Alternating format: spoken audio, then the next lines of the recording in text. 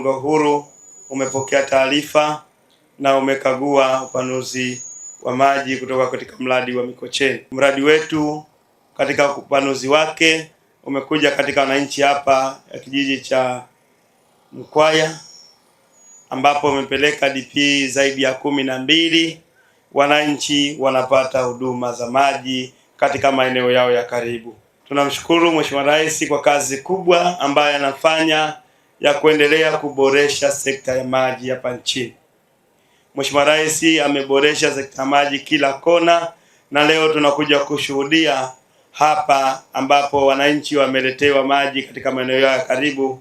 Zaidi ya vituo 12 wanakwenda kupata maji safi na salama. Mheshimiwa Rais wakati anaingia madarakani alikuja na sera ya kumtua mama ndoo kichwani, na leo tunashuhudia hapa wananchi wanakwenda kutuliwa ndoo kichwani.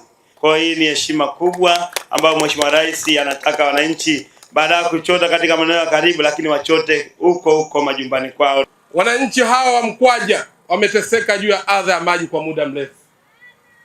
Mheshimiwa Rais Daktari Samia Suluhu Hassan, wananchi wa jimbo la Pangani walivyoniamini na kunipa nafasi ya ubunge, yeye akanipa waziri wa maji. Kawaambia na naendelea kuambia ndugu zangu wana Mkwaja, sina Marekani nyingine, Marekani yangu ni Pangani.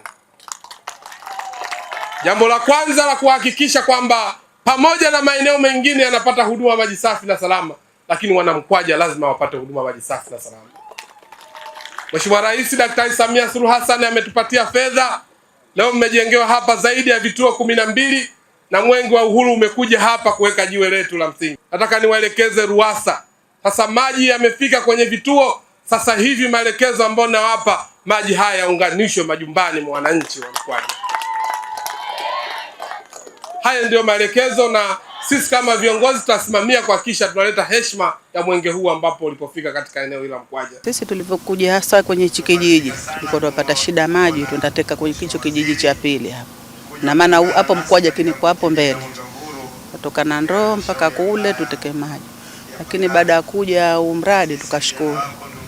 Tupata maji, tuwapikia, tuwaoga, tufanya kila kitu. Tuwashukuru. Tuwashukuru kupata mradi wa maji. Sasa hivi tuwashukuru kupata mradi kidogo, ile hali imetupungukia. Tuseme sasa hivi changamoto ya maji, tuamshukuru Mwenyezi Mungu. Mradi wa maji umekuja, umepunguza majukumu ya watu kwenda kutafuta maji kwa vijiji kama hivi vya kando vilivyokuwepo kando na mji wa Mkwaja na kule kijijini, kimewasaidia sana.